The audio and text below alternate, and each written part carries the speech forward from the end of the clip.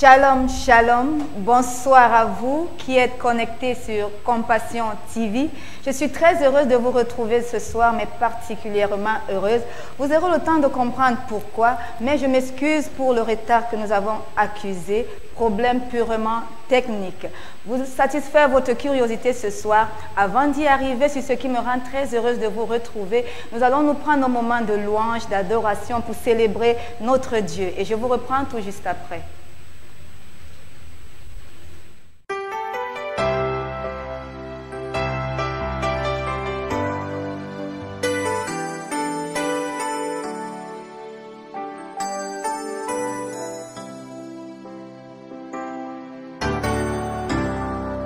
At the center of it all, it's you that I see. It's you that I see.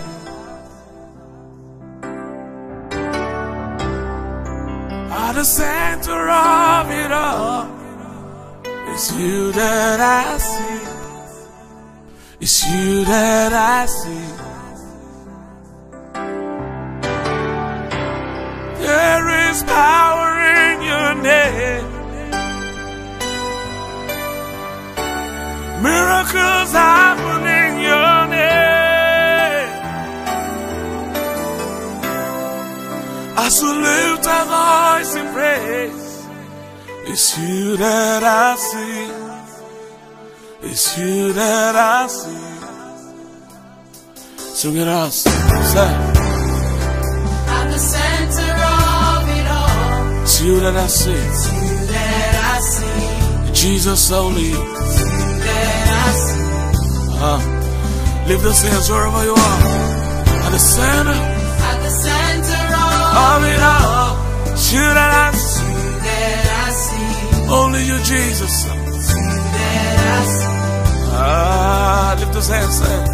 There is power. There is power in your name. Miracles happen in your name. As we lift our voice and praise, it's you that I see. It's you that I see. Thank you, Jesus. It's you that I see. One more time, sing with us. Sing. At the center of it all, it's you that I see. Jesus. Nobody else is worthy. At the center of it all, only you. It's you that I see. It's you that I see. Lift those hands wherever you are, declare it. There is power. There is power in your name. Miracles happen. Miracles happen in your name. As we lift our voice and praise, it's you I see. It's you that I see. It's you that I see. One more time, wherever you are, declare it. There is power. There is power in your name. Miracles happen. Miracles happen in your name. As we lift our voice and praise. Bring it out. See you that I see. Jesus. See you that I see. You are bigger, bigger than the biggest. You are stronger, stronger than the strongest. You are higher, higher than the highest. You are greater, greater than the greatest. You are bigger, bigger than the biggest. You are stronger, stronger than the strongest. You are higher, higher than the highest. You are greater, greater than the greatest. You are bigger, bigger than the biggest. You are stronger, stronger than the strongest. You are higher, higher than the highest. You are greater, greater than the greatest. You are bigger, bigger than the biggest.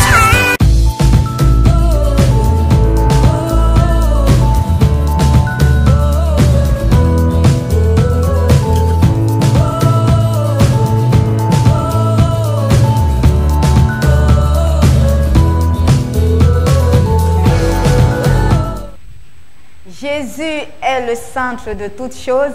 Jésus est le centre de Refreshment Time. Ce soir, nous allons avoir une belle balade, je vous promets.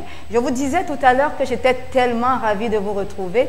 Et ce soir, je suis ravie particulièrement pour le sujet qui va nous importer.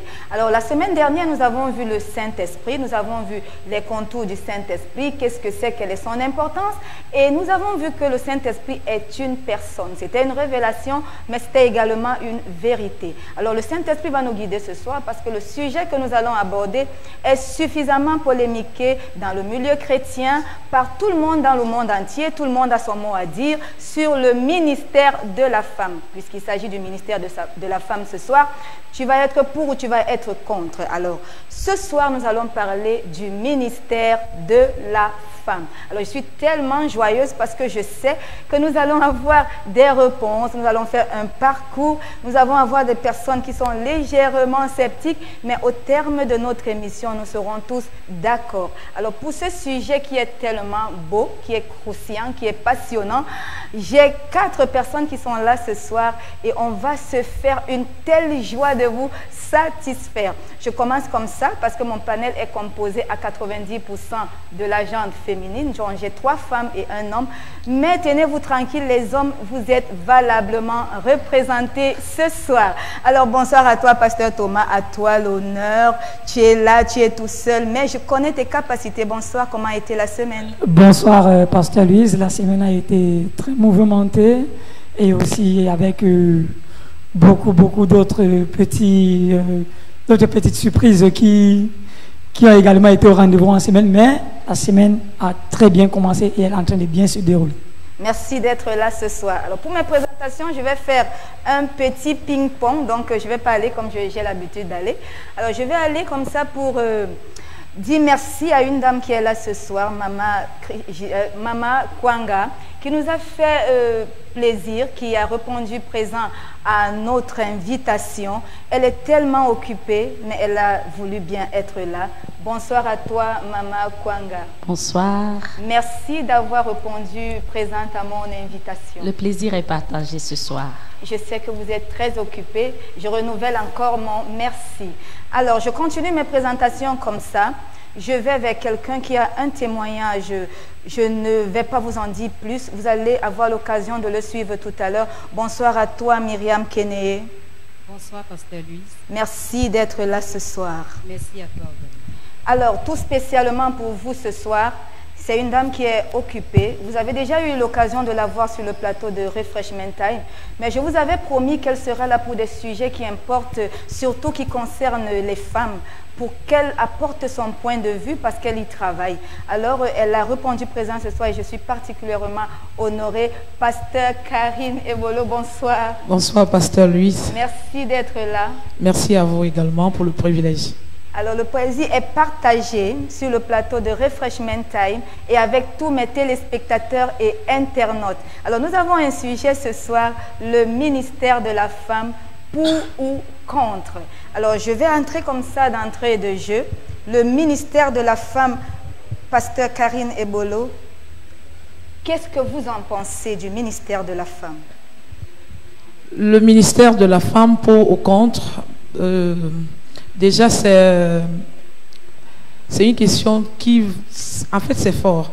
Parce que le ministère de la femme, déjà, nous savons qu'il est beaucoup combattu et beaucoup n'acceptent pas cela. Donc, le ministère de la femme, pour ou contre, je suis très d'accord, le ministère de la femme. Et parce que la Bible nous parle du ministère de la femme. Et pendant que nous allons parcourir ce soir, je pense que nous allons y arriver pour mieux avoir les éclaircies dans ce sujet. Pasteur Christelle Kwanga, je vous vois tout en sourire ce soir et j'aime votre sourire parce que c'est de ça qu'on a besoin. On apprend dans Refreshment Time, dans le sourire, dans la détente. Alors, le ministère de la femme, qu'en pensez-vous? Pour ma part, Pasteur Louisiane, le ministère de la femme, je suis pour. Je suis pour le ministère de la femme parce que la femme est un être comme tout être que Dieu a créé, et la femme aussi a sa place. Et je sais que tout au long de ce débat, nous allons argumenter et nous allons ressortir des points, et à la fin de ce débat, plusieurs femmes, plusieurs hommes seront plus éclairés et seront plus bénis. Merci. C'est le but ce soir qu'à la fin de cette émission, chacun soit éclairé, mais alors très éclairé. Alors, il y a un seul homme sur le plateau ce soir, j'aime ça parce qu'il va donner son point de vue. On ne va pas dire qu'on a fait un parti pris. Il va nous dire, alors, le ministère de la femme, Pasteur Thomas, qu'en pensez-vous? Oui, Pasteur Louise, une fois de plus encore, merci et bonsoir à tous nos téléspectateurs et à nos internautes qui nous suivent depuis notre page Facebook, Ministère international de la compassion du Christ. Alors, pour le sujet à traiter ce soir, le ministère de la femme pour ou contre, je dirais d'entrée de jeu que je suis pour le ministère de la femme. Pourquoi? Comme le pasteur Christelle Kwanga le disait d'entrée de jeu, que la femme est également un être à part entière, tout comme l'homme. Je pense que la femme a été créée au même moment que l'homme et je crois que l'homme et la femme, pour ma part, ont le même ministère et je crois que cela sera démontré de fond en comble tout au long de ce débat. Alors, le ministère de la femme, tout le monde est pour ce soir et tout le monde a une pensée positive par rapport au ministère de la femme. Alors, on va savoir ce soir, est-ce que c'est une recommandation biblique? Est-ce que le ministère de la femme est juste un point de vue des hommes? Est-ce que c'est biblique, le ministère de la femme, Pasteur Karine? Le ministère de la femme est biblique, c'est pas un point de vue venant des hommes. Déjà, nous avons les hommes qui sont déjà contre le ministère de la femme. Donc, le ministère de la femme est biblique parce que nous pouvons le trouver déjà dans le livre de Joël. Joël chapitre 2 à partir du verset 28. Si nous pouvons lire. Tout à fait, on va lire ce soir parce que nous devons être convaincus. Joël chapitre 2, verset 28. Le pasteur Thomas peut nous aider dans ce sens. Alors, Pasteur Thomas, vous allez nous aider rapidement. Refreshment Time va avoir une autre connotation ce soir parce que nous marchons sur du charbon ardent. Joël chapitre 2, à partir du verset 28. La Bible dit, « Après cela, je répandrai mon esprit sur toute chair. Vos fils et vos filles prophétiseront, vos vieillards auront des songes et vos jeunes gens des visions. Même sur les serviteurs et sur les servantes.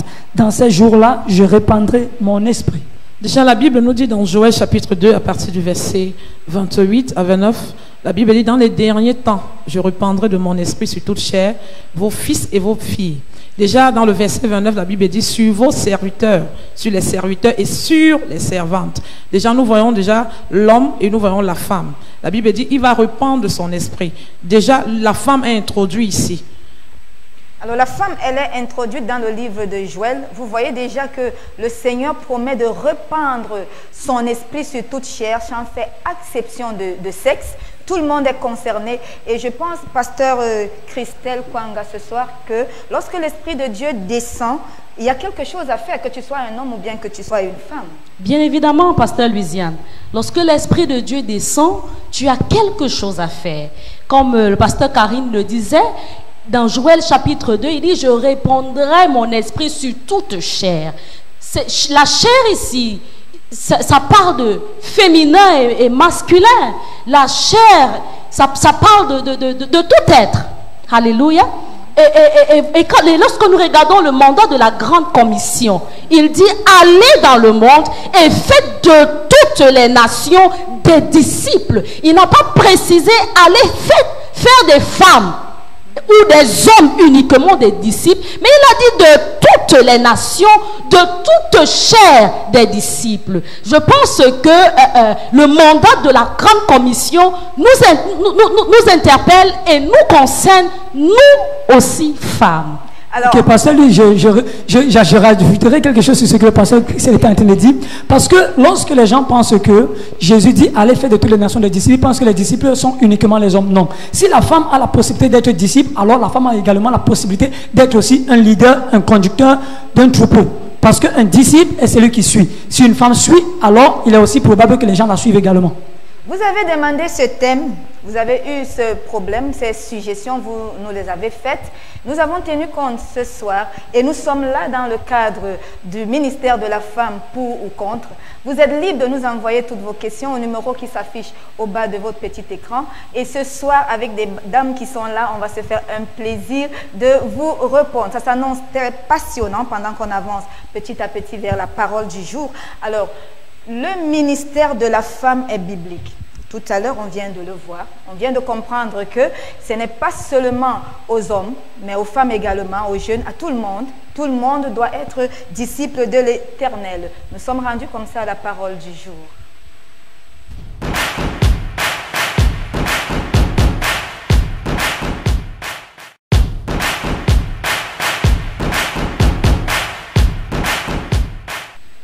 Nous sommes à la parole du jour et c'est très fort sur le plateau de Refreshment ce soir, Refreshment Time ce soir.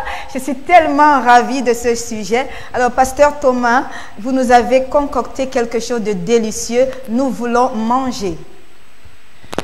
Oui, Pasteur Louis, pour ce soir, notre parole du jour a été tirée du livre de 1 Corinthiens, chapitre 14, à partir du verset 34 à 35. Nous allons lire très rapidement. La Bible dit que les femmes se taisent dans les assemblées, car il ne leur est pas permis d'y parler, mais qu'elles soient soumises selon que le dit la loi. Si elles veulent s'instruire sur quelque chose, qu'elles interrogent leur mari à la maison, car il est malséant à une femme de parler dans l'église. Alors, bien-aimés, ce soir, voilà quelque chose que la Bible nous révèle. Mais est-ce que c'est une recommandation universelle? Est-ce un point de vue d'une personne? C'est la question que nous devons nous poser. Parce que l'apôtre Paul, avant d'en arriver là, il y avait d'abord quelque chose qui s'était passé dans l'église de Corinthe. Ceci n'était qu'un point de vue par rapport à une circonstance, par rapport à un événement qui s'était produit. Et ce que j'aimerais que nous notons ce soir, c'est que la Bible est circonstancielle, elle est aussi contextuelle. Des choses qui ont été écrites dans la Bible ne sont pas uniquement des choses révélées par Dieu, mais elles sont également des choses écrites par des hommes selon les circonstances et selon les contextes dans lesquels les personnes se trouvaient.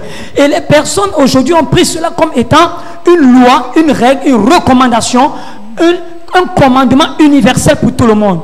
Là, je ne pourrais pas, je ne sais pas quoi vous dire, mais je crois qu'avec ce sujet ce soir, bien-aimés, vous qui nous suivez, je crois que de bout en bout, ce sujet sera traité et les réponses et les éclaircies et la lumière sera apportée là-dessus. Et je crois que les polémiques et les contradictions qui sont levées sur le sujet de la femme, cet équivoque sera résolu ce soir.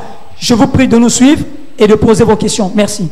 Oula, Pasteur Thomas, vous avez commencé très fort avec le verset, le passage biblique qui a l'habitude de condamner souvent le ministère de la femme. Et j'apprécie déjà parce que vous faites des choses extraordinaires dans la parole du jour. Vous rentrez dans le vif du sujet. Et Pasteur Christelle Kwanga, ça c'est un verset qui a l'habitude de condamner les femmes, qui est celui qu'on cite généralement pour dire la femme elle ne doit pas prêcher, la femme elle ne doit pas parler, la femme les choses qui concernent le royaume de Dieu, elle doit être à l'arrière-train. Qu'est-ce que vous pensez, qu'est-ce que vous pouvez dire de ce verset biblique? Bien évidemment, ce verset est l'objet même des polémiques qui se lèvent. Et j'aimerais préciser ici que l'apôtre Paul parlait d'un contexte précis. Il parlait de l'église de Corinthe. Parce qu'à ce moment-là, l'église de Corinthe faisait face à des difficultés. Il y avait tellement de commérage, il y avait tellement de mouchardage, il y avait tellement de désordre. C'est pour cette raison que l'apôtre Paul a demandé aux femmes de se taire. Maintenant, si nous disons que la femme ne devrait pas prêcher, c'est un problème, parce que quand nous lisons la Bible de la Genèse jusqu'à l'Apocalypse, nous voyons que le Seigneur s'est suscité des serviteurs, des servantes. Par exemple, nous allons commencer par la prophétesse Myriam, nous voyons la prophétesse Déborah, et ainsi de suite. La liste est longue. Alléluia. Et quelqu'un pourrait me dire, non, la Bible déclare qu'elles sont des prophètes, elles prophétisent. Mais j'aimerais dire ce soir, c'est quoi prêcher? Prêcher, c'est rendre témoignage de Jésus. En effet, et la Bible dit, le témoignage de Jésus, c'est l'esprit de la prophétie. Donc, pendant que tu prophétises, tu prêches.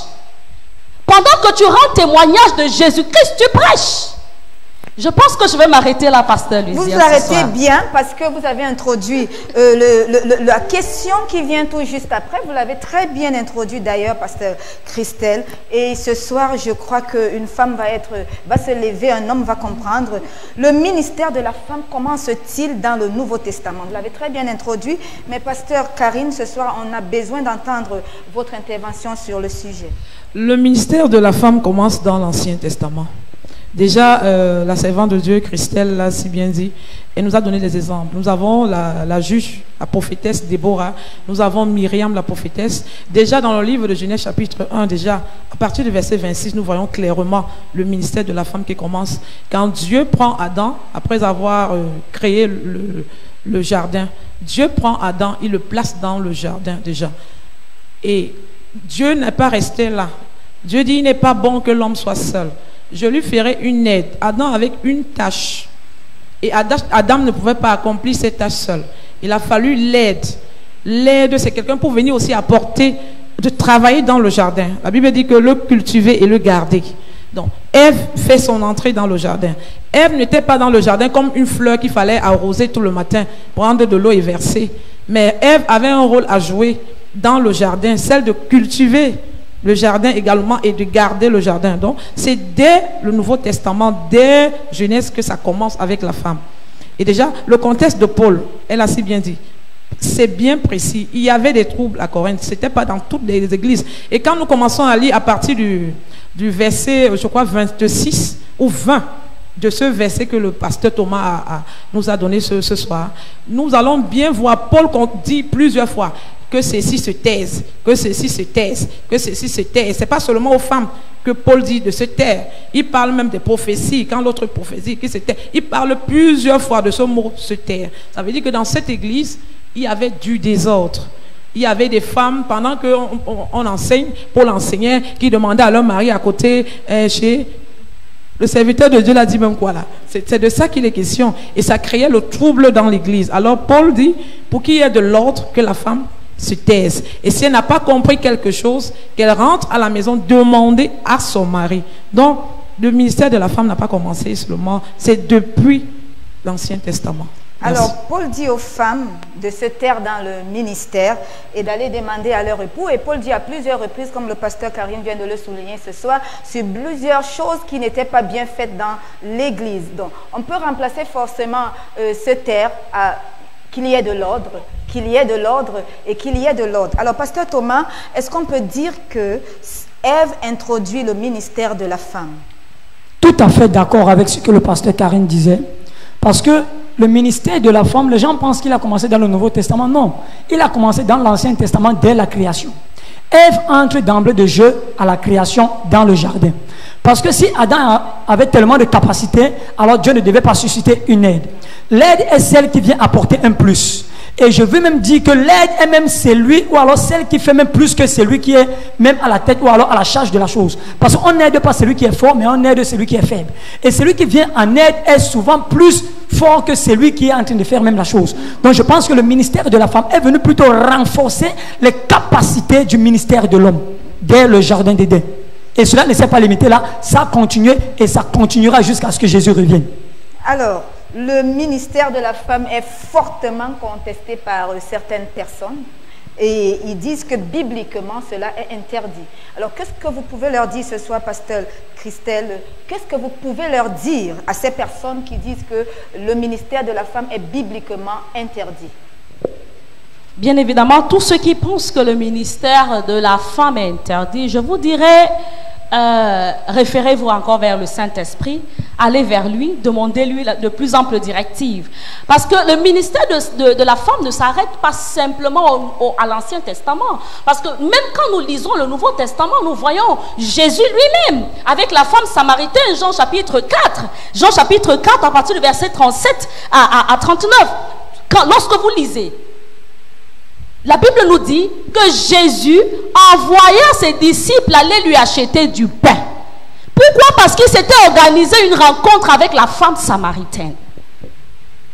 Il s'est organisé une rencontre avec elle. Et la Bible nous déclare qu'après cette rencontre, cette femme est allée en Samarie prêcher la bonne nouvelle et ramenant des âmes au Seigneur. Donc le ministère de la femme, c'est quelque chose de palpable, c'est quelque chose de réel et c'est quelque chose que nous expérimentons. Il y a des personnes qui résument le ministère de la femme comme ça à quelques évangélisations. Elle peut parler de par-ci, par-là de Jésus de temps à autre. Ça existe? Il y a des personnes qui ont résumé le ministère de la femme à des petites tâches comme ça? Non. quand la Bible dit à la résurrection du Seigneur, tu as dit tout à l'heure, il y a des personnes qui résument le ministère de la femme à prêcher l'évangile. Tu avais dit, nous sortons et nous prêchons. Quand tu prêches déjà l'évangile, c'est quoi? C'est de parler de la part du Seigneur. Parler de la part du Seigneur. Que tu sois dans la salle, que tu sois hors de la salle, tu es en train de parler de la part du Seigneur. Ça veut dire, si on nous demande que les femmes se taisent, ça veut dire que la femme n'a même pas le droit de parler, même à l'extérieur de la salle, de l'église, si on peut dire, parce qu'on parle de l'église. Et déjà, à la résurrection, c'est les femmes qui sont les premières à découvrir. Elles ont le ministère de la résurrection du Seigneur. Elles sont les premières à découvrir que le Christ n'est plus, le Seigneur n'est plus dans la tombe. Et quand il se révèle à elles, et il dit quoi? Allez. Il les envoie annoncer. Il les envoie proclamer. Donc, la femme porte le ministère en elle.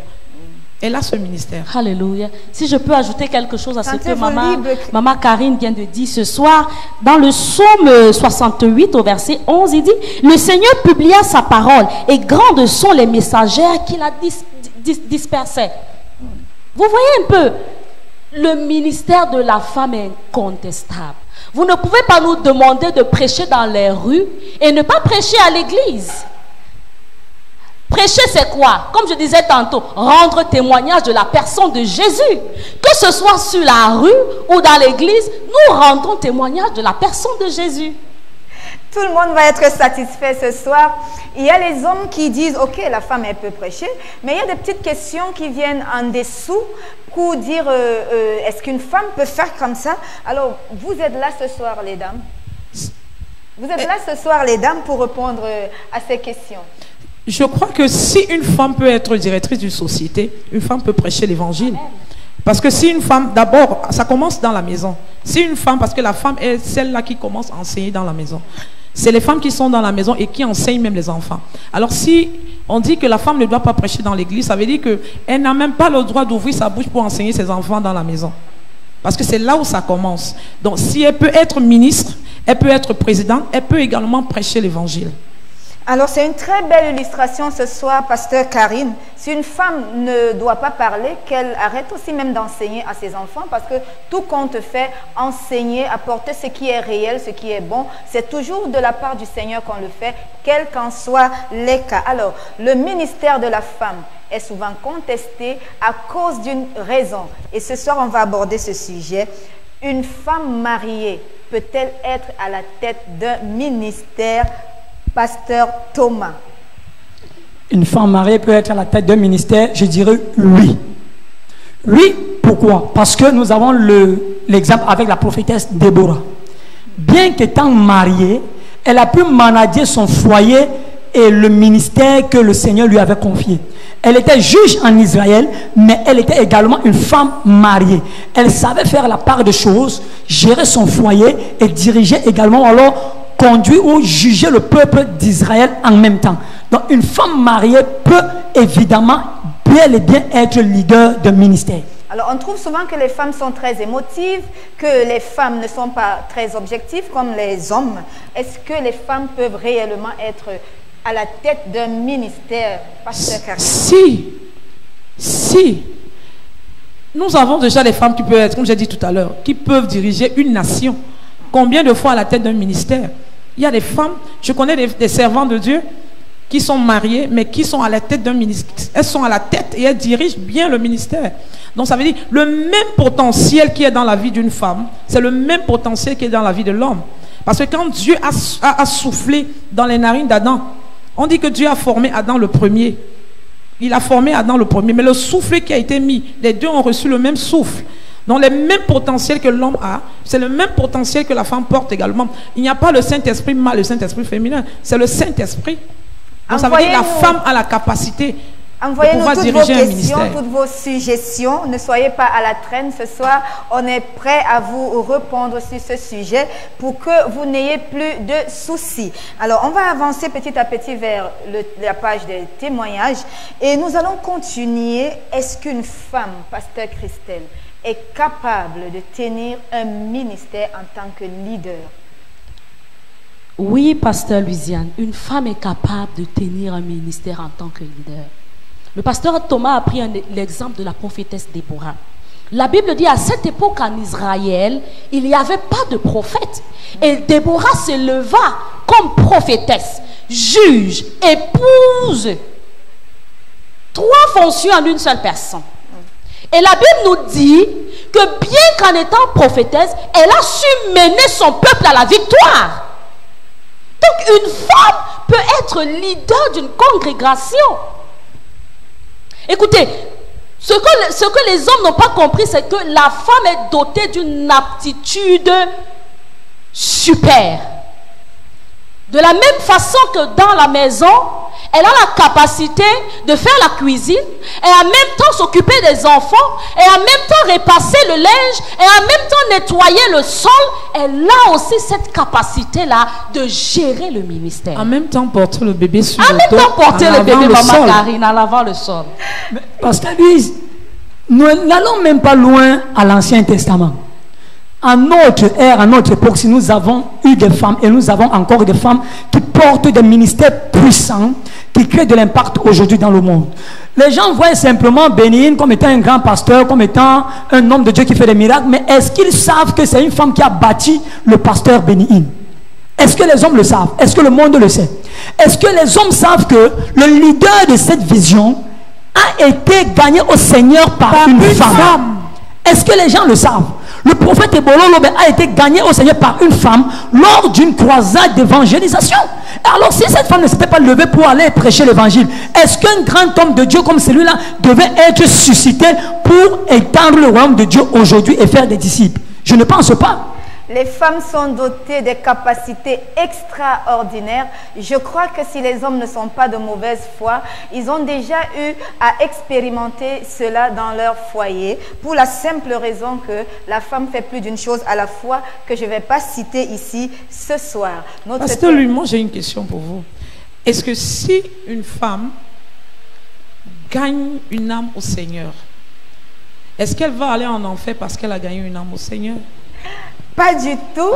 J'ai été collée ce soir par une question. Est-ce qu'elle va aller en enfer parce qu'elle a prêché l'évangile et que les familles sont délivrées? Pas du tout, pas du tout. Est-ce qu'elle va aller en enfer parce qu'elle a enseigné et elle a sorti des personnes des ténèbres? Pas du tout. Parce que le but de l'évangile, c'est de gagner, de dépeupler le royaume de Satan et que les âmes soient sauvées. Alors, si les hommes peuvent dépeupler le royaume de Satan, les femmes peuvent également le faire et elles le font même. D'ailleurs, à quelques exemples, ici, le père de ce ministère a été gagné par une femme. Alors, nous sommes là aujourd'hui des personnes prêtes, compétentes à apporter l'évangile, la lumière dans le monde entier à cause d'une femme ou alors grâce à une femme. Nous sommes rendus comme ça à la rubrique des témoignages.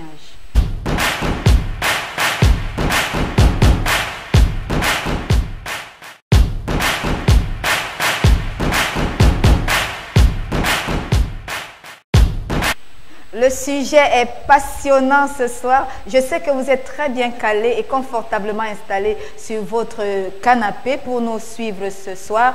Et vous serez ravis au terme de cette émission. Nous sommes à la rubrique des témoignages. Et j'ai une servante de l'Éternel qui est là ce soir pour nous raconter quelle était sa vie avant qu'elle ne rencontre le Seigneur.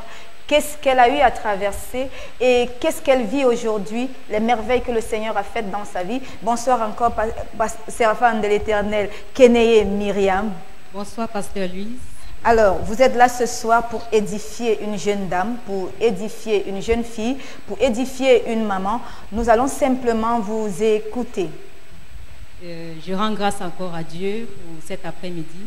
Et je vous dis merci pour ce grand privilège que vous m'accordez encore de revenir sur votre plateau de Refreshment Time. Ma vie se résume en très longue histoire.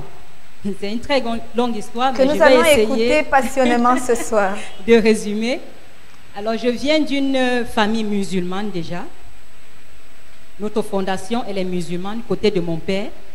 Et quand mon père grandit, je pense à l'âge de 12 ans, il quitte l'islam pour entrer dans le christianisme. Et c'est de là qu'il sait. Il a fait plus de 50 ans de service. Je me rappelle, dans sa vieillesse, on l'appelait déjà Doulos. On lui avait donné le nom de Doulos. Je pense que c'est quand je suis arrivée ici, j'ai su qu'est-ce que ça voulait dire Doulos. Et il a servi pendant longtemps. Et pour nos téléspectateurs ce soir, Doulos, qu'est-ce que ça veut dire? Esclave. Doulos, ça veut dire esclave. Et il a servi. J'ai grandi dans une famille très nombreuse. Nous étions 12 enfants dans la maison. 2 que mes parents avaient adoptés et qu'on pensait que c'était nos frères déjà. Et nous étions 10 que ma maman elle-même a mis au monde. J'étais la septième parmi tout ce monde-là. Et j'ai grandi, j'ai eu une enfance très choyée, dorlotée. J'avais tout ce que je voulais, tout ce que je demandais et je l'obtenais au travers de mes parents. Je ne connaissais pas encore la souffrance. Et je me rappelle parfois, quand il y avait des situations à la maison, quand notre papa nous rassemblait, le matin comme le soir, on priait. Et moi, il faisait une prière particulière pour moi. Il m'amenait toujours dans le temple. Nous savons qu'il était dans l'EPC. EPC, nous avons le temple et puis la maison à côté. Il m'amenait toujours dans le temple et il me mettait à genoux. Il montait sur l'autel de Dieu et il priait pour moi. Il m'imposait les mains. Et il a laissé des marques déjà dans ma vie. Maintenant, quand on grandit, il décède. C'est lui qui avait le contrôle de tout dans la maison. Il faisait toutes choses. Et notre vie est dispersée. Chacun se cherche. Il y a eu des décès. Il y a eu des disputes, des problèmes. Voilà, des divisions entre frères et sœurs. Et c'est de là que je vais dans un mariage. Je fais un mariage déjà où je sors de là avec 2 enfants. De ces 2 enfants, ces magnifiques filles, que je salue d'ailleurs, elles sont en direct. Et je bénis le Seigneur pour leur vie. Je sors donc de ce mariage et quand le mariage est terminé, je retourne dans la maison familiale. Je rentre dans la maison familiale où tout ne se passe pas bien. On jette les affaires de mon père dehors parce que la maman est restée veuve et elle n'a plus le droit de rester dans cette maison. Entre-temps, mon papa avait déjà bâti plusieurs ministères dans la ville de Douala. Nous avons un ministère ici, à Niala et partout ailleurs. Maintenant, quand nous sommes chassés de la maison, chacun se cherche. Chaque enfant va de son côté. Et c'est là où je prends la résolution de sortir, d'aller me chercher aussi à l'étranger, à l'extérieur du pays. Quand j'arrive à l'extérieur du pays, c'est là où je commence à mener une vie de prostitution, une vie de débauche. Je cherche des repères et j'ai fait toutes sortes comment je vais dire, de métiers, de petits métiers pour m'en sortir. Et j'ai été une co-girl.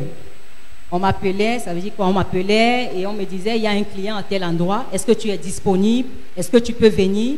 Et j'y allais. Parfois ça se passait bien, parfois pas bien, je rentrais chez moi. Et j'ai été chez des marabouts, j'ai fait plein de choses.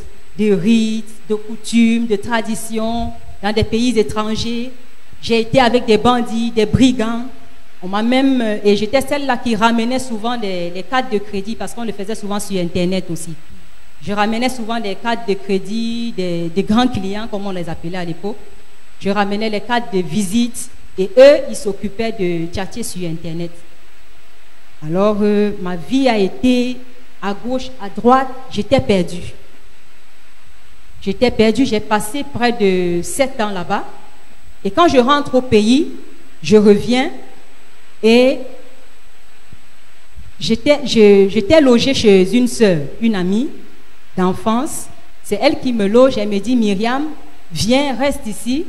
Et le temps que tu te cherches, que tu retrouves tes repères, je te donne ce logement avec une de mes sœurs. Vous allez rester ensemble dans la maison. C'est là que je reviens. Un jour, je me lève, j'entends la louange, un chant de louange dans une église à côté. Des gens qui sont en train de chanter. Je lui demande, mais il y a une église ici? Elle me dit oui. J'ai dit, demande c'est où? Parce qu'il était déjà presque 18h. Elle me dit, il se fait déjà un peu tard. Le culte, ils ont les cultes les lundis et jeudis. Nous irons là-bas lundi. Je lui dis, ok, lundi alors. Et lundi, je m'apprête très tôt. J'ai dit, on va aller au culte là tout à l'heure. Elle me dit, oui, on va y aller. Et c'est quand on arrive au culte, je me rends compte que le culte est juste à 2 pâtés de maison. Je lui dis que c'était ici à côté et tu m'as dit que le culte était loin au carrefour. Quand on arrive donc à l'église, le serviteur de Dieu, c'était un pasteur. Il a parlé, il a raconté ma vie. On dirait qu'on lui avait écrit cela sur un bout de papier. Et j'étais restée, j'ai dit, mais il me connaît. Comment est-ce qu'il sait que ça c'est moi? Il a parlé. Et il a fait l'appel au Seigneur. Qui voulait donner sa vie au Seigneur? Je ne suis pas partie. Parce que je voulais voir à qui j'avais affaire. Je suis allée le lendemain, j'ai pris rendez-vous avec lui. Le lendemain, dans la journée, il venait à l'église et il m'a demandé de venir. Quand je vais donc à l'église, on cause.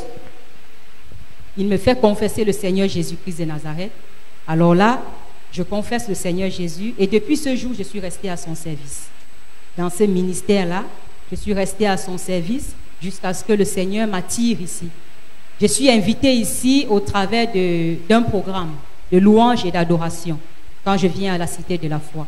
Quand j'arrive en ce lieu, ce sont des frères qui m'ont invité. J'étais venue avec un groupe de personnes aussi qui ne sont plus là. Quand nous sommes arrivés à la Cité de la Foi, ce jour-là, j'avais soif, j'avais un désir de connaître le Seigneur davantage.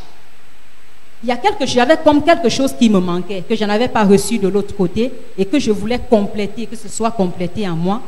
Et je crois que ces 3 jours ont été les 3 jours de révélation, les 3 jours où je me suis sentie vraiment en moi, dans ma maison, et j'ai compris que le Seigneur avait quelque chose à faire avec moi. Il voulait faire quelque chose avec moi. Et je me rappelle dans mon intimité avec Dieu, parce que au tout début, je fricotais avec un garçon. On vivait ensemble sans toutefois, on s'amourachait quoi. Et dans mon intimité avec le Seigneur m'a dit une chose, ma fille, cet acte-là n'est pas bon. Je voudrais que tu abandonnes cet acte. Reviens, ton corps c'est mon temple. Je crois que c'est le verset biblique qu'il m'avait donné. Et il m'a donné un verset biblique dans le livre de Luc, chapitre 7, à partir du verset 35, je pense, qui parle de la femme prostituée qui a tout abandonné aux pieds de Jésus pour le servir, qui est venue à Christ avec tout son désespoir, avec tout son fardeau, toutes ses plaintes, tous ses cris. Elle a dit, Seigneur, je veux parfumer ma vie, je veux parfumer ton corps avec ma vie, afin que toi, tu me donnes la tienne en retour. Alors, c'est cette vie-là, j'ai abandonné aux pieds du Seigneur Jésus-Christ jusqu'à ce jour. Myriam, ce soir, votre témoignage nous montre que vous sortez de loin. C'est des choses que des personnes ne disent pas souvent. On se croise, on avance comme si de rien n'était. Mais vous avez eu déjà le courage de venir à Compassion TV sur le plateau de Refreshment Time pour raconter ce que vous avez vécu, les profondeurs, ce que vous avez fait, toutes les vilainies que vous avez faites dans la vie, et vous regrettez et vous vous retrouvez une privilégiée d'avoir été aimée par le Seigneur Jésus. Nous bénissons le Seigneur ce soir, mais je pense quand même que mes invités peuvent réagir par rapport au témoignage de notre sœur, parce qu'il y a des personnes qui vivent ce genre de choses et ne savent pas comment s'en sortir, comment faire pour sortir dans ce milieu. C'est tout un créneau où on ne vit que de ça, on n'a rien d'autre, et on se dit, si j'arrête, je vais vivre de quoi? Si j'arrête, mes enfants auront quoi? Mais est-ce qu'il est possible d'arrêter? Pasteur Christelle, est-ce qu'il est possible de sortir de ce genre de fossé? Merci encore. J'aimerais dire qu'il est très possible de sortir de ce fossé. Parce que chacun d'entre nous a une histoire, chacun d'entre nous a un passé, chacun d'entre nous a une vie qu'il menait avant. Mais j'aimerais dire ce soir et parler à quelqu'un qui m'écoute ce soir, que le Saint-Esprit est capable de t'aider. Il est capable de t'aider. Lorsque tu dépends de lui, il est capable de t'aider. Peut-être tu es en train de m'écouter ce soir et tu te demandes, si j'abandonne la prostitution, comment est-ce que je ferai pour survivre? Je vais te dire ce soir qu'il y a un homme appelé Jésus qui est capable de t'aider à survivre. Je veux te dire ce soir qu'il a simplement besoin que tu t'abandonnes. Il a simplement besoin que tu viennes à lui pour qu'il transforme ta vie et qu'il rende ta vie meilleure. La servante de Dieu, Joyce Meyer, dit quelque chose, que un jour dans le monde, Jésus peut transformer un seul jour en Christ plus meilleur que 1000 jours dans le monde. Alléluia. Donc ce soir, je veux t'encourager à prendre un pas de foi comme Myriam l'a fait, et Jésus certainement changera ta vie et rendra ta vie meilleure. Maman Karine, vous pouvez rebondir facilement sur cette question, parce qu'il y a une multitude de femmes, et même dans l'Église, qui continuent à mener cette forme de vie tout en pensant que, bon, si je laisse, je ne sais pas comment m'en sortir. Mais elles sont dans l'église, elles servent pour certaines. Déjà, je viens bénir le Seigneur pour le témoignage de Myriam, parce que c'est un grand témoignage. Beaucoup n'arrivent pas à sortir de ce milieu. Mais déjà, la Bible dit que notre temple, le corps du Seigneur, ça veut dire que ton corps t'a été donné pour glorifier le nom du Seigneur. Ton corps n'est pas une marchandise à vendre, mais ton corps, c'est pour glorifier le nom du Seigneur. Alors, le Seigneur nous donne assez de capacité pour sortir de là où nous nous trouvons. Peu importe la situation que tu traverses, que tu sois. Déjà, nous avons une prostituée dans la Bible qui a écrit son nom. Donc, et nous serons tellement surpris même de voir même les prostituées, même au ciel. Donc, Dieu nous donne des capacités. Tu veux laisser, il te donne la capacité. Et toi qui nous visionnes, toi qui nous regardes, et tu es dans ce domaine-là, je prie pour toi que le Seigneur te sorte de là et te donne quelque chose à faire. Parce que quand il te sort, il te positionne. Il ne te abandonne pas, il ne te délaisse pas, mais il te tient par la main. Nous bénissons ce grand Dieu qui a visité notre sœur Myriam, qui l'a sortie de ce trou pour l'amener dans sa présence. Aujourd'hui, c'est une très belle dame. Vous ne pouvez pas croire si on vous donnait son âge. C'est une femme qui est équilibrée, c'est une femme qui sert passionnément malgré tout ce qu'elle traverse. Nous cheminons petit à petit vers notre rubrique du Question Time. On va se prendre une question parce que il ne faut pas qu'on se détourne de notre sujet qui nous importe ce soir. Le ministère de la femme, pour ou contre. Alors, lorsqu'un homme est pasteur, est-ce que sa femme doit automatiquement être aussi pasteur ou prêcher? Alors, elle a un double sens, la question. Est-ce que sa femme doit automatiquement être aussi pasteur? Ok. Lorsqu'un homme est leader d'un ministère, est-ce que sa femme automatiquement doit prêcher ou bien doit enseigner ou bien doit être pasteur? Doit être pasteur. Non. Je vais d'abord dire non. Pas automatiquement devenir pasteur. Alors, elle va d'abord dire non avant de dire oui. On va y arriver ce soir. Non, pourquoi? Parce que elle peut être femme d'affaires. Elle peut être ministre et son mari a un ministère. C'est possible. Mais, maintenant je mets mon oui. Pourquoi? À un moment donné, le ministère aura besoin de cette femme. Ça veut dire, elle pourra commencer au départ à faire ce qu'elle a fait, mais le ministère aura besoin d'elle. Parce que dans le ministère, il y aura des personnes qui auront soif de la maman. Ce que l'homme ne pourra pas apporter, ils auront besoin de la maman. Ils auront besoin d'elle. Pas en tant que pasteur, au moins, peut-être en tant que femme de pasteur. Parce qu'il y a la question, la renferme, c'est-à-dire, est-ce qu'elle peut être automatiquement pasteur? Non. Enseigner. Pas automatiquement pasteur. Pas automatiquement pasteur. Mais on a besoin d'être dans le ministère. On a besoin d'elle dans le ministère, oui. Mais c'est une tendance qu'on voit tous ces derniers temps. On a l'impression que toute personne qui est pasteur, automatiquement, sa femme. Alors, pour qu'une femme d'un pasteur soit pasteur Christelle, il lui faut des aptitudes, il lui faut un appel, il lui faut un don particulier. Je dirais oui. Parce qu'on ne se lève pas pour devenir pasteur. On ne désire pas devenir pasteur et on devient pasteur. Être pasteur, c'est un appel. C'est un choix. Et pour apporter encore à ce que pasteur Karine disait, on peut être épouse d'un pasteur sans être pasteur. C'est possible d'être épouse de pasteur sans être pasteur. C'est possible d'être épouse de pasteur et être femme d'affaires en plein temps. C'est possible.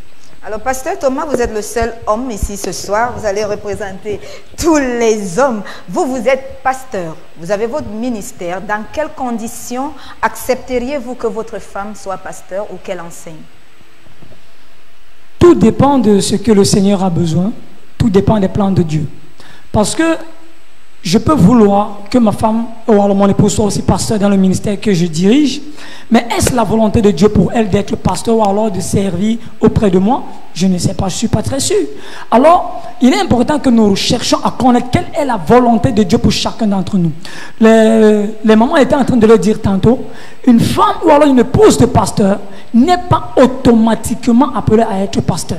Elle peut être femme d'affaires, elle apporte aussi quelque chose dans le ministère que son mari est en train de diriger. Par exemple, le ministère n'a pas que besoin des prédicateurs. Le ministère a besoin des journalistes. Le ministère a besoin des experts financiers. Le ministère a besoin des avocats. Le ministère a besoin de toutes sortes de personnes qui peuvent l'amener à émerger. Et si la femme a des capacités, des aptitudes à être une bonne avocate, qu'est-ce qu'elle viendra chercher derrière le pupitre alors que nous avons besoin d'elle pour qu'elle défende la cause des hommes devant la cour des hommes? Non, honnêtement, parce que n'essayons pas de se mêler les pédales. Elle n'est pas obligée d'être pasteur ou alors prêcher, mais elle peut apporter ses connaissances pour aider les jeunes personnes, la jeune génération dans l'église à pouvoir émerger et à pouvoir exceller et dans leur vie et dans le ministère en même temps. Je vous avais dit ce soir, chers téléspectateurs, que vous n'allez pas être déçus. Vous êtes valablement représentés par le pasteur Thomas. Alors, il y a le pasteur Karine qui est en train de vouloir échauffer pour rebondir sur le sujet. Nous allons l'écouter ce soir, pasteur Karine.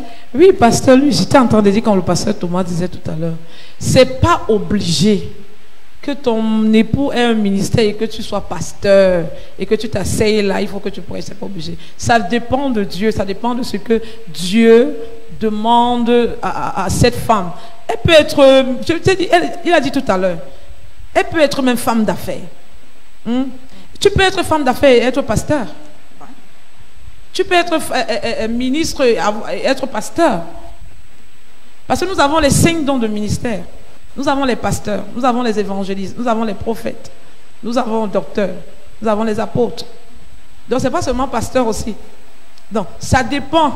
Mais à un moment dans le ministère, si ton épouse n'est pas là, il y aura comme un creux. Ça veut dire quoi? Il doit avoir l'équilibre. Ça veut dire que si l'homme est seul dans le ministère, ça ne peut pas. Ça veut dire que si la femme est femme d'affaires, elle va tout simplement dans ses affaires, elle oublie le ministère que Dieu...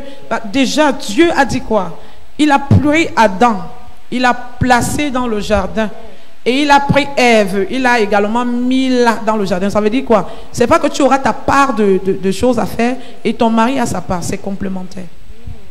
J'ai des femmes très illuminées ce soir qui sont en train de m'introduire à des rubriques qui arrivent. Alors, nous sommes rendus comme ça à notre question time.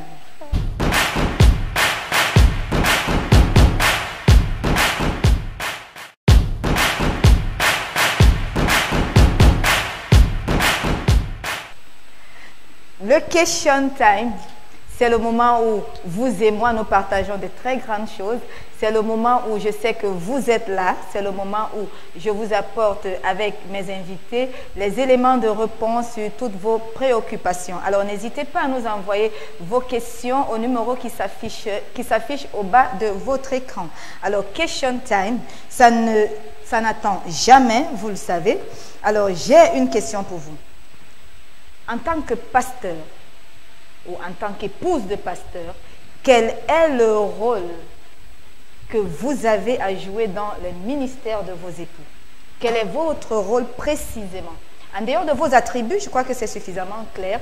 Vous n'êtes pas pasteur, vous n'êtes pas apôtre, mais quel est votre rôle dans le ministère de vos époux? Sentez-vous à l'aise là ce soir avec Question Time? Je ne choisis pas, ce sont les téléspectateurs, les internautes qui choisissent, qui répondent. Mais celle-ci, je voudrais une courageuse ce soir qui va me donner la réponse. Quel est le rôle à jouer? En tant que femme de pasteur, en dehors de prêcher, notre rôle primordial, c'est de manager.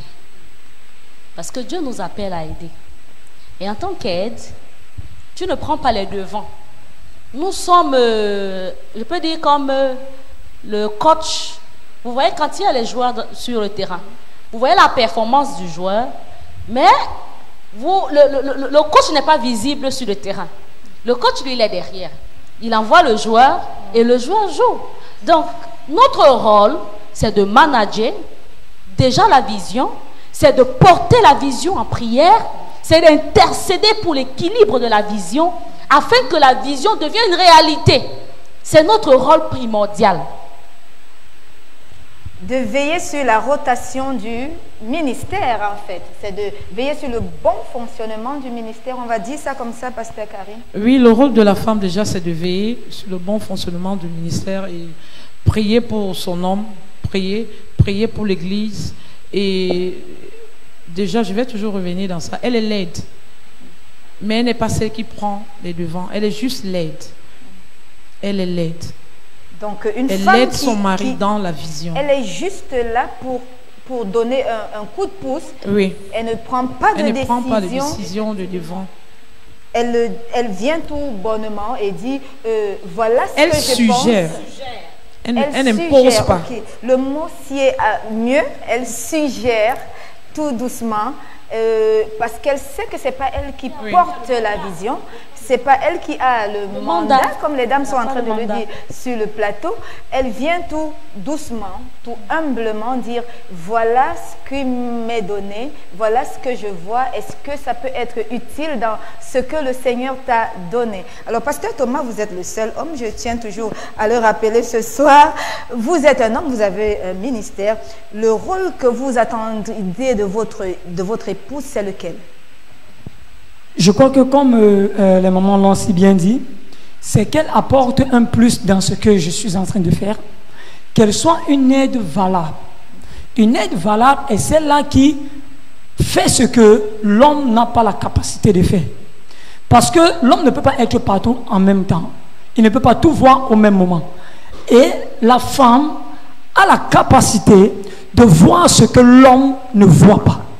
Parce que elle a une certaine sensibilité des choses spirituelles. Elle a une certaine vision des choses qui peuvent échapper à l'homme.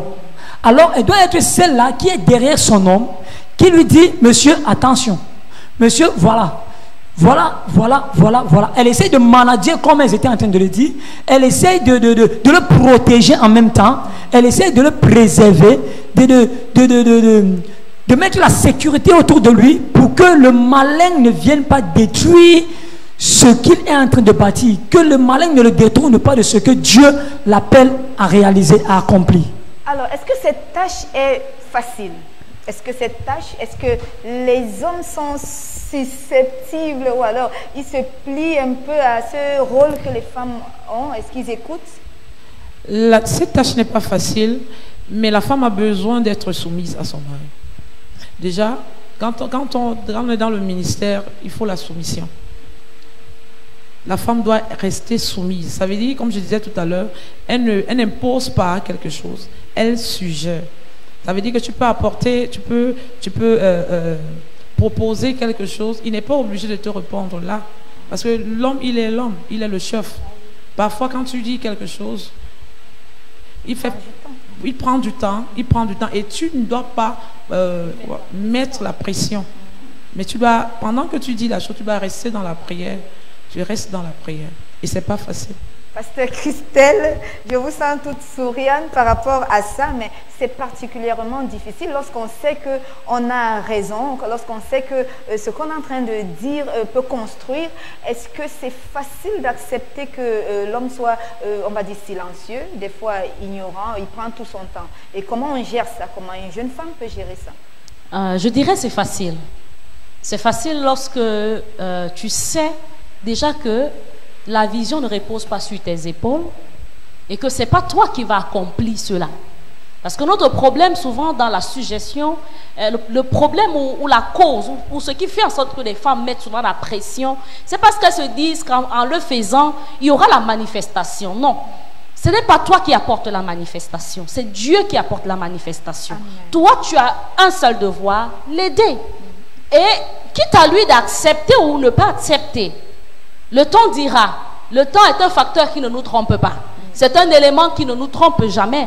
Et j'aimerais dire à une femme, peut-être tu as essayé d'apporter une pierre à l'édifice de ce que ton mari bâtit et il ne t'écoute pas ou il ne reçoit pas. J'aimerais te dire, reste dans la prière et n'arrête pas d'apporter cet édifice-là.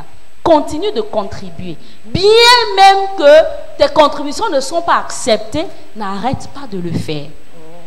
Pasteur Thomas, lorsqu'une femme, alors lorsque votre épouse veut apporter sa pierre à l'édifice et que vous êtes silencieux, ce soir, donnez-nous le secret. Qu'est-ce qui passe souvent généralement dans la tête des hommes? Qu'est-ce qui vous anime? Qu'est-ce que vous pouvez dire à une femme qui vous regarde aujourd'hui pour qu'elle reste dans son calme? La chose qui passe souvent, généralement dans mon esprit, c'est que j'ai souvent envie de réfléchir et de voir le pour et le contre de la suggestion qui m'a été faite. Parce que je ne peux pas prendre une suggestion et la réaliser sans toutefois que moi-même je ne questionne Dieu au sujet de la chose. Bien que la femme est souvent considérée comme le deuxième Saint-Esprit de son mari, mais il est aussi important que nous les hommes, que nous puissions consulter Dieu pour que la suggestion qui a été apportée par la femme puisse être selon la volonté de Dieu. Parce qu'il faudrait bien que la pensée que la femme t'apporte soit selon la volonté de Dieu, soit en accord avec la vision que tu es en train d'accomplir. Parce que si elle veut t'apporter quelque chose qui va te sortir des voies de Dieu, alors je ne pense pas qu'il va falloir accepter cela. Il va falloir que la chose soit en accord avec ce que le Seigneur t'a demandé de faire, et là, la chose pourra être acceptée facilement et mettre en exécution. Oh les hommes, je sais que vous êtes ravis, vous qui êtes en direct sur Compassion TV et sur Refreshment Time. Le pasteur Thomas, il a été clair ce soir, les femmes. Vous devez savoir que c'est des suggestions que vous faites. Elles doivent prendre le chemin dans l'esprit de l'homme parce qu'il porte la vision et il doit peser le pour et le contre, et cela prend certainement du temps. Et à vous aussi de prendre votre mal en patience et soyez toujours dans la prière et vous aurez le bon résultat. Alors, comment faites-vous, mesdames? Comment vous faites pour concilier le foyer, le ministère? Vous sortez aussi des familles, vous devez être des sœurs, vous avez certainement des frères, des amis, des voisins. Comment vous faites pour concilier tout cela? Je crois que ce n'est pas la grâce du Seigneur. Nous arrivons par la grâce de Dieu et par la sagesse qu'il nous donne. Déjà, ça commence à la maison. Parce que si tu n'arrives pas à bien gérer ta maison, je ne pense pas que tu pourras gérer l'église. Donc, tout commence par la maison. Et pendant que tu commences à la maison, tu as le ministère, tu as la famille, tu dois planifier. Tu dois avoir un planning pour pouvoir y arriver. Dit de cette manière, avec le pasteur Karine ce soir, ça paraît simple. Est-ce que c'est tout aussi simple de manager le foyer, le ministère, pasteur Christelle? Je dirais c'est pas facile et c'est pas simple comme nous le pensons. Mais l'apôtre Paul a dit quelque chose, je puis tout par Christ qui me fortifie. Lorsque tu dépends du Saint-Esprit, tout devient facile et tout devient possible. Oui, donc je dirais, nous arrivons à concilier entre ministère, foyer, famille. Ça ne peut qu'être l'aide de Dieu. Parce que tous les côtés sont très demandants. Mais il faut être capable d'établir un équilibre. Il faut être capable d'établir un équilibre. Savoir qu'il y a le temps pour la famille, il y a le temps pour le ministère, il y a aussi le temps pour ton foyer. Il faut être capable d'établir cet équilibre juste. Il faut être capable d'établir cet équilibre. J'ai une question qui nous vient de Mbutu depuis Japoma. Bonsoir le panel, bonsoir à toutes ces charmantes dames. J'apprécie toutes vos interventions. Alors, j'aimerais savoir, est-ce qu'une femme ministre peut-elle consacrer ou ordonner un homme dans son ministère ou ailleurs? Oui. Oui. Elle peut. La femme peut. La femme peut? Elle Parce peut? qu'elle a appelé. Elle est ministre de l'évangile. Les mêmes capacités qui sont dans la vie de l'homme, la femme a ces capacités. Elle a ça en elle. Donc la femme, elle peut, nous avançons vers notre... Elle peut bénir un mariage. Elle peut bénir un mariage. Elle peut célébrer un mariage. Si je peux ajouter à ce que maman Karine vient de dire, lorsque nous lisons notre Bible dans Romains chapitre 16, verset 17, nous voyons par exemple Jumia, elle était apôtre. Elle était apôtre de l'Éternel. Donc, elle peut consacrer.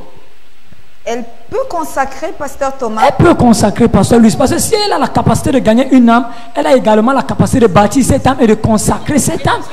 Et de transmettre ce qu'elle a. Parce que les gens pensent que la femme ne doit rien faire. Moi, je dirais toujours, le monde, la nature même doit nous enseigner. Le monde aujourd'hui, nous voyons des grands hommes de Dieu qui ont été bâtis par des femmes, impactés par des femmes, ordonnés, consacrés par des femmes. Mais pourquoi limiter les capacités d'une femme dans le ministère? Si elle a pu prêcher l'évangile et gagner une âme, elle peut également ordonner cette âme, que ce soit n'importe où. Elle peut être sollicitée parce qu'elle est d'ailleurs un ministre plein de l'évangile. Donc elle remplit toutes les fonctions et elle peut faire toutes les tâches d'un ministre de l'évangile. Amen. Je crois que ce soir, les femmes sont en train de vous bénir. Il y a des choses que vous ne saviez pas. Vous êtes un homme, vous êtes un jeune étudiant. Il y a des choses que vous ne saviez pas sur le ministère de la femme. Vous ne saviez peut-être pas qu'il y a eu des femmes dans l'Ancien Testament qui ont servi sur des grades très élevés. Elles ont porté des charges de tout un peuple. Il y a des femmes dans le Nouveau Testament qui ont servi. Et nous sommes rendus à notre page publicitaire. À votre attention, s'il vous plaît. Vous êtes une femme dont le cœur bat pour le royaume de Dieu. Femme au foyer, femme de ministre, femme d'affaires, commerçante, femme de pasteur, étudiante et élève. Voici venu votre heure de visitation et de transformation radicale. Le ministère international de la compassion du Christ organise pour vous le programme tant attendu interdénominationnel, la Convention internationale des femmes, le sommet d'Esther, avec pour thème le mystère de Naomi. Du 17 au 23 mai 2021, à partir de 17h30, en un seul lieu, la cité de la foi MIC, située derrière le marché Château, à Douala, Cameroun. Viens expérimenter la touche de Dieu avec le pasteur Karine Bolo. Contact 696 15 14 28 ou le 656 82 85 86. Tu es hors du pays, hors de la ville. Tu peux nous suivre sur nos différentes plateformes.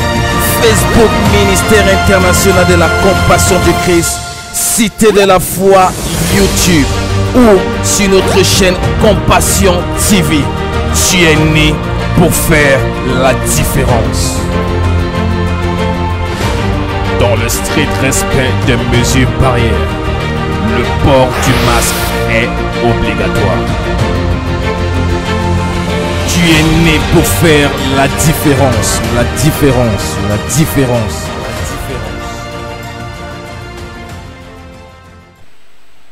Nous sommes rendus aux annonces de notre ministère. Nous savons que tous ces charmants programmes que nous vous donnons souvent des informations font du bien dans vos vies, dans vos familles. Elles vous sortent des situations compliquées, elles vous sortent des situations qui sont extrêmement difficiles. Alors, tous les premiers mardis de chaque mois et les derniers mardis de tous les mois, nous avons l'école des ouvriers pour tous ceux-là qui veulent savoir comment servir, comment être dans la maison de l'Éternel, quoi faire dans la maison de l'Éternel et de quelle manière faire des choses dans la maison de l'Éternel. Soyez là tous les premiers mardis et les derniers mardis de tous les mois pour que vous soyez enseignés. Alors, tous les mercredis, nous avons l'école de fondation pour toutes les personnes qui veulent bâtir leur foi, leur vie chrétienne, pour être des ministres de l'Éternel. Alors, cette école se poursuit les samedis à partir de 16h pour le deuxième niveau, pour tous ceux-là qui veulent entrer dans les profondeurs pour connaître l'intimité du Seigneur. Soyez à ce rendez-vous. Cette école est ouverte à tout le monde. Où que vous soyez, si vous voulez en savoir plus sur la personne de votre Dieu, venez nous retrouver les mercredis et les samedis et vous ne serez pas déçus. Alors, tous les vendredis, à partir de 17h30, nous avons la clinique de la foi pour tous vos problèmes compliqués, maladies chroniques, stérilité, chômage, pour toutes ces choses-là, venez et vous allez recevoir une touchée particulière et vous allez rentrer béni. C'est tous les vendredis à partir de 17h30. Et demain, le vendredi à partir de 17h, nous avons un culte qui sera avec la terre. Venez avec la terre de votre village, venez avec la terre de votre concession. Nous allons prier et vous allez voir quelque chose d'extraordinaire s'accomplir dans votre vie. Nous avons tous les samedis à partir de 8h, évangélisation pour tous. Toi qui veux gagner les âmes, que tu sois une femme, que tu sois un homme, viens te joindre à nous tous les samedis à partir de 8h et nous allons sortir conquérir le monde. Nous sommes au mois de mai et c'est notre mois de la domination. Alors nous avons énormément de choses pendant ce mois de mai et je fais un full stop pour un programme particulier qui va faire du bien à quelqu'un. Bien entendu, nous avons les dames sur ce plateau et je vais en profiter pour en savoir un tout petit peu plus. Nous parlons de la conférence internationale des femmes, le sommet d'Esther.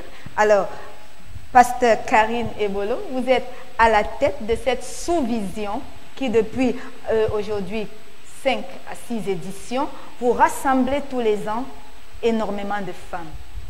Est-ce que vous pouvez nous dire plus sur ce sommet d'Esther? Qu'est-ce que c'est? Merci, Pasteur Louis. Le sommet d'Esther, c'est un programme pour femmes. C'est un programme des femmes.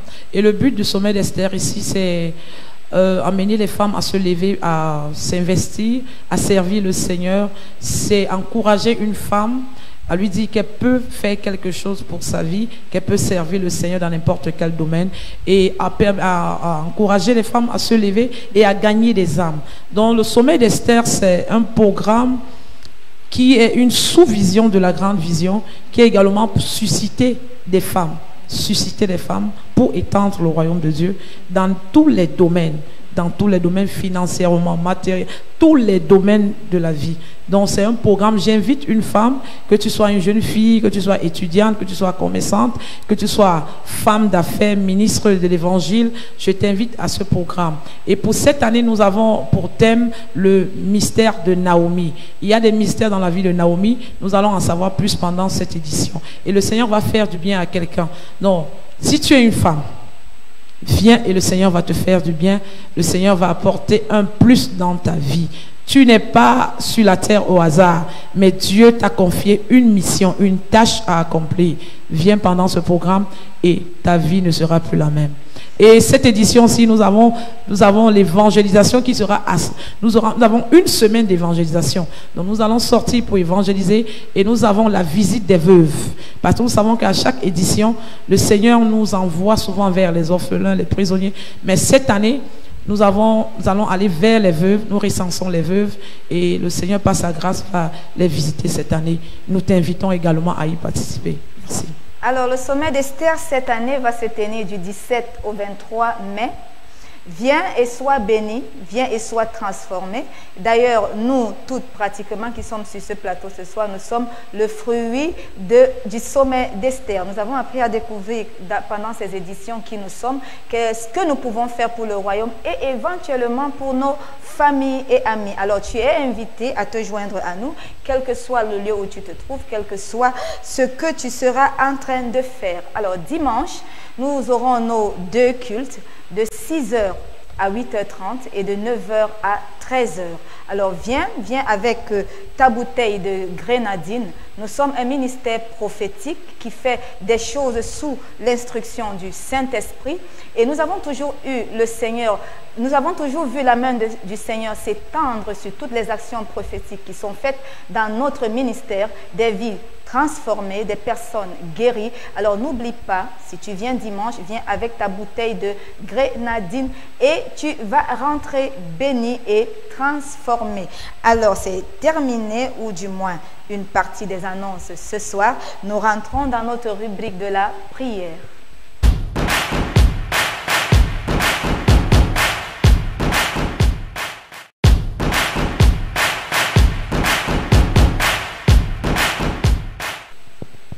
Nous sommes rendus à la rubrique de la prière Et c'est le pasteur Karine Ebolo qui a le privilège de nous guider pendant ces moments. Alors nous allons prier. Nous allons premièrement implorer la miséricorde du Seigneur dans la vie de quiconque nous regarde en ce moment. Nous allons prier. Prions ensemble. Seigneur, nous implorons ta miséricorde. Ta miséricorde dans la vie, dans nos vies, dans la vie de tous ceux qui nous visionnent en ce moment. Seigneur, nous implorons ta miséricorde, que ta miséricorde abonde dans nos vies, au nom puissant de Jésus-Christ de Nazareth. Amen. Nous allons prier, toi qui nous as suivis ce soir, et tu n'as jamais donné ta vie au Seigneur. Tu as déjà certainement entendu parler de lui, mais tu ne l'as jamais reçu. Ce soir, tu nous as suivis et tu te dis dans ton cœur, je veux recevoir le Seigneur. Alors tu vas faire cette prière avec moi. Seigneur Jésus, je viens devant de toi ce soir. J'implore ta miséricorde dans ma vie. Je te demande pardon pour tout ce que j'ai fait qui ne te glorifie pas. Que ta miséricorde abonde dans ma vie. Purifie-moi par ton sang. Lave-moi par ton sang.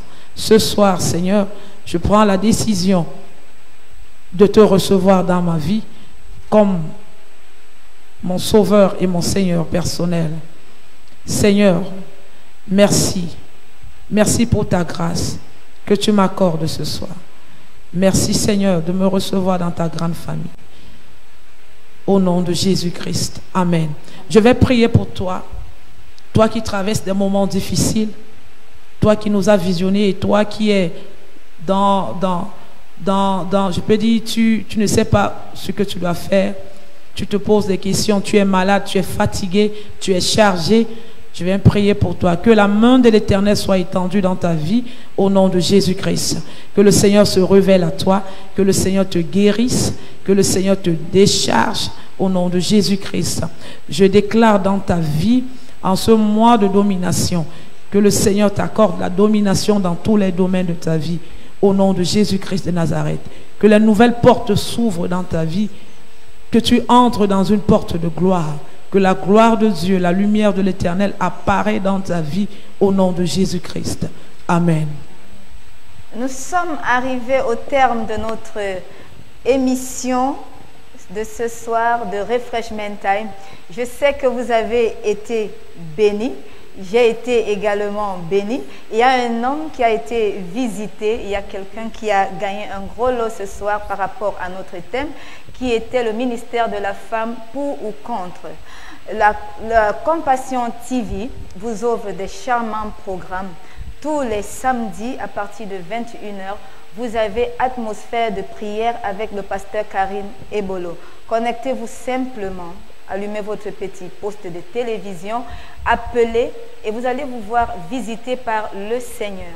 Tous les mardis à partir de 21h avec le prophète Ebolo Lobé-Joseph, vous avez rencontre avec la sentinelle. Le temps pour vous de savoir l'importance et de connaître l'importance d'une sentinelle, de comprendre son importance. Connectez-vous et vous serez visité. Alors, vous aurez rediffusion de Refreshment Time tout à l'heure quand il sera 22h, demain quand il sera 16h, lundi également quand il sera 16h. Continuez à respecter les mesures barrières qui nous ont été édictées par le gouvernement et vous allez voir que vous allez être en santé. Alors, ce soir, c'est terminé. Je dis merci à tous mes panélistes. Merci à vous, pasteur. Merci, pasteur Louise. Merci pour le privilège. Nous bénissons le Seigneur. Le plaisir a été partagé ce soir. Merci à vous, pasteur. Merci à vous, pasteur Kwanga, ce soir de nous avoir. Merci, pasteur Louise. Mais avant qu'on ne clôture, si vous me permettez, j'aimerais qu'on prie pour des femmes. Il y a des femmes qui nous ont regardées, qui nous ont écoutées, certainement qui ont un ministère en elles, certainement qui ont ce zèle de servir le Seigneur, mais à cause de tout ce qui leur entoure, à cause de ces on-dit, une femme ne devrait pas prêcher, elles sont dans la confusion. J'aimerais que nous prions ce soir pour ce type de femmes. Alléluia. Seigneur, ce soir, nous venons te présenter tes filles éternelles.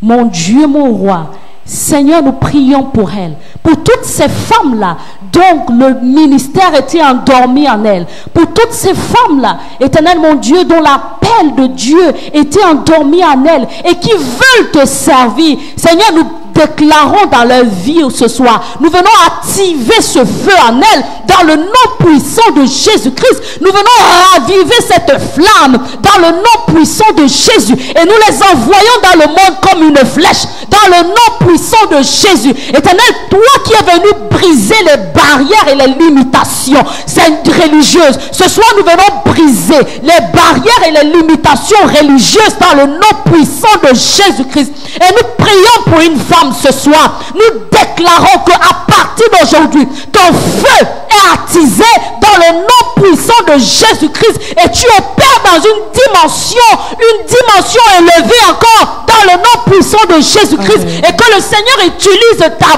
bouche.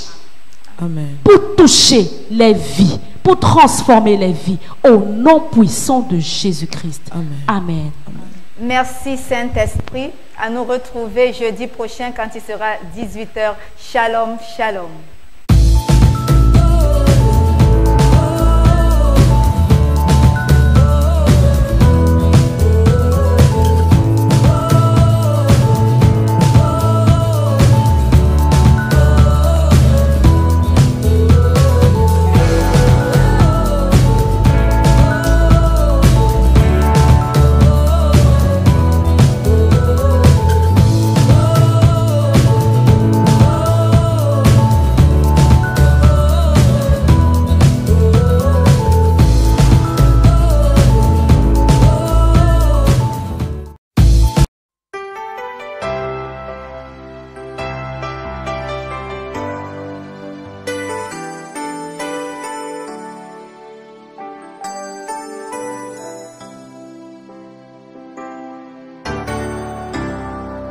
At the center of it all, it's you that I see.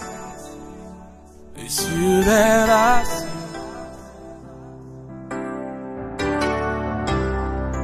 At the center of it all, it's you that I see. It's you that I see. There is power in your name. Miracles happen in your name. As we lift our voice in praise, it's you that I see. It's you that I see. Sing it out. Say. At the center of it all, it's you that I see. It's you that I see. Jesus only. It's you that I see. Lift those hands wherever you are. At the center of it all, it's you that I see. It's you that I see. Only you, Jesus. It's you that I see. Lift those hands, say, there is power. There is power in your name. Miracles happen. Miracles happen in your name. As we lift our voice, as we lift our voice and praise, it's you that I see. It's you that I see. Thank you, Jesus. It's you that I see. One more time, sing with us. Sing. At the center of it all, it's you that I see. Jesus, it's you that I see. Nobody else is worthy. At the center of it all, only you. It's you that I see. It's you that I see. Lift those hands wherever you are, declaring, there is power. There is power in your name. Yeah, miracles happen. Miracles happen in your name. As we lift our voices, as we lift our voice and praise, it's you I see. It's you that I see. Yeah. It's you that I see. One more time, wherever you are, declaring,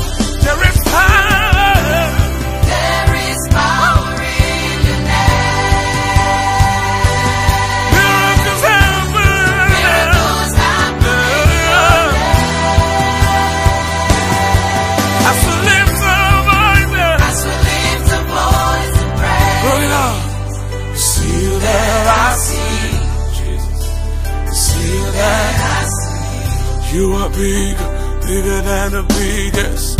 You are stronger than the strongest.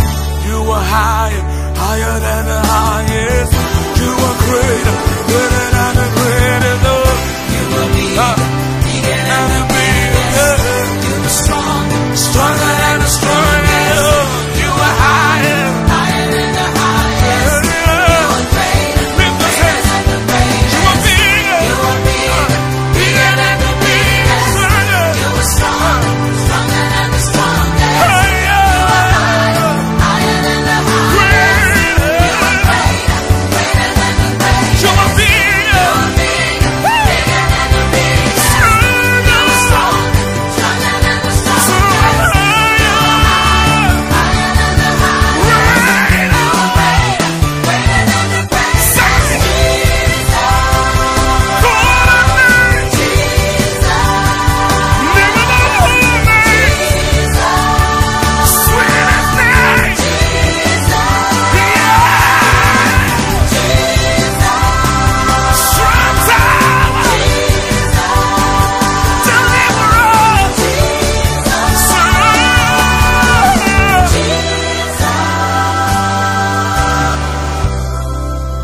At the center of it all, it's you that I see. It's you that I see. Oh, at the center of it all, it's you that I see. It's you that I see. Thank you for your miracles, Lord. Thank you for the testimonies. We see you, oh God.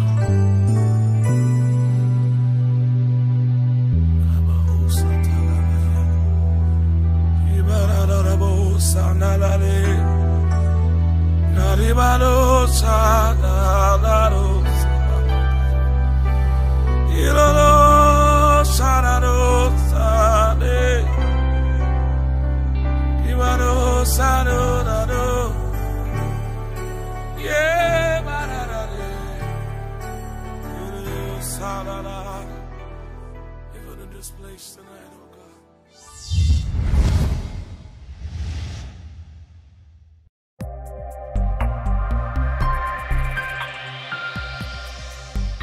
Back in